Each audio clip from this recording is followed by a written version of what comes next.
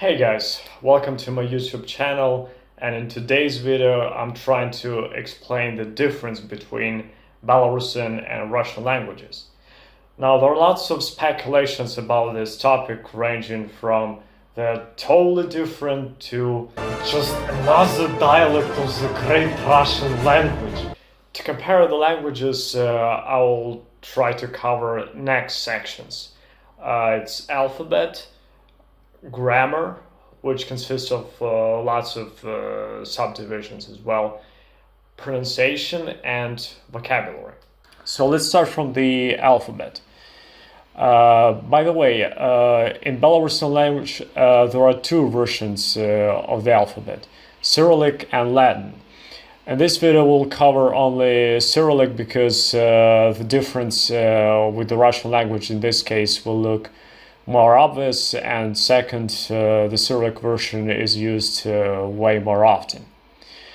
So as far as you can see, the majority of letters in both languages are the same. Nevertheless, there is a letter uniskladovaya, W, in Belarusian. It sounds exactly the same as the letter W in English. In the Russian language, both the letter and the sound do not exist. Second, there is a letter tвердый знак. In Belarusian, it's expressed with the sign apostrophe. This sign in letter serves as a separation between vowels ye, u, ya, I and consonants. For instance, объект, подъехать. Third, in the Russian language, there is a letter sh. In Belarusian, it's expressed with two letters, sh and ch. And also, I have to point out that sh sounds pretty soft, and sh is firm.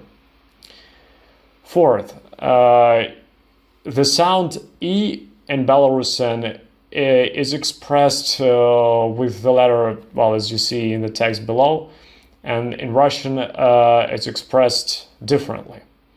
Now let's move to grammar.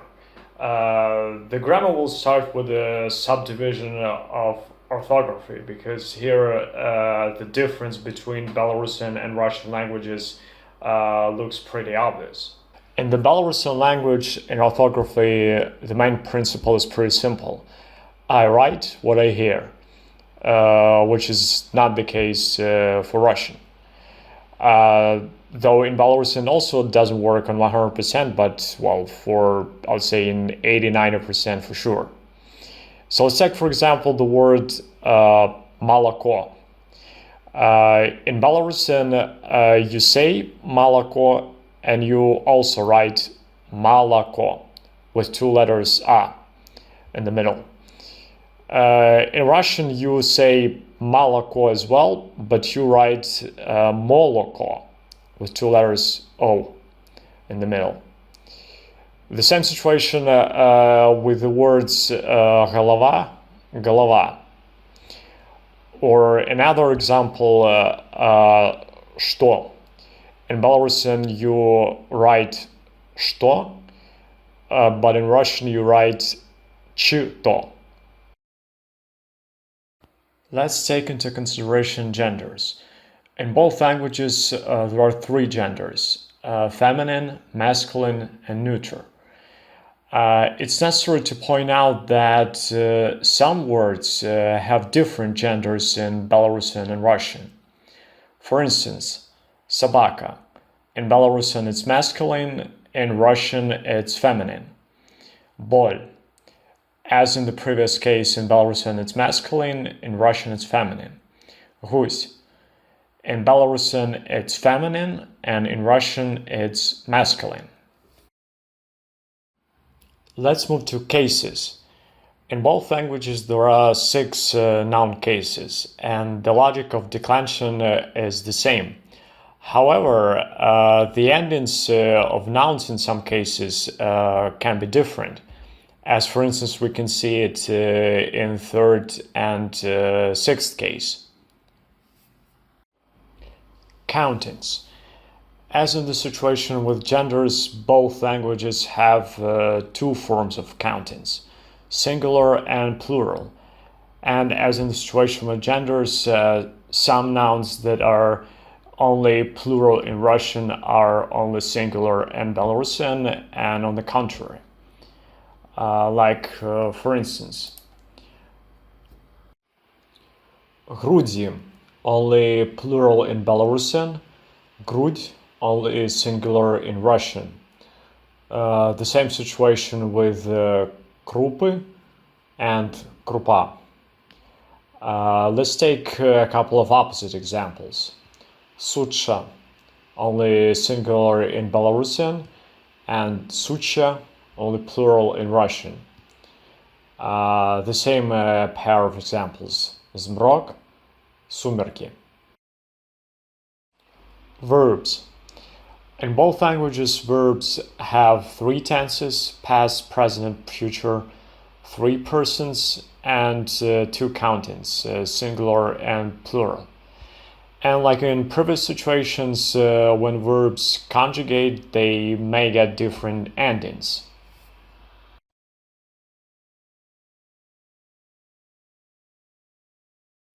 There are also situations when, in collocations with the same meaning, different cases and prepositions are used. For instance, let's take the expression to be sick with flu. In Belarusian, that will be хвореть на грипп, but in Russian, that will be болеть гриппом. Or to laugh at somebody. In Belarusian, that will be смеяться з когось, and in Russian, смеяться над кем-то. Or the third situation, the town is 30 kilometers away from me. In Belarusian, that will be город за 30 километров от меня, and in Russian, город в 30 километрах от меня. The next chapter where we can see the difference between Belarusian and Russian languages is pronunciation. Let's take the first pair of sounds that are different. The sound h in Belarusian and g in Russian. For example, город, город, голова, голова, герой, герой. The next pair of sounds that are different in these languages are ch in Belarusian and ch in Russian. So ch in Belarusian is always solid and ch in Russian is always soft. For instance, час, час, черный, черный, человек, человек. Well, next difference is pretty much related to the previous one, is that in Belarusian language, the sound r is always firm, solid, and in Russian it can be both solid and soft. For instance, резать, резать, моряк, моряк, рака, река. The next difference is actually what we already mentioned when we started the alphabet, is that in Belarusian language there is a sound w, which is the same as in the English language, gives the letter w. In the Russian language, this sound is usually replaced with l or v.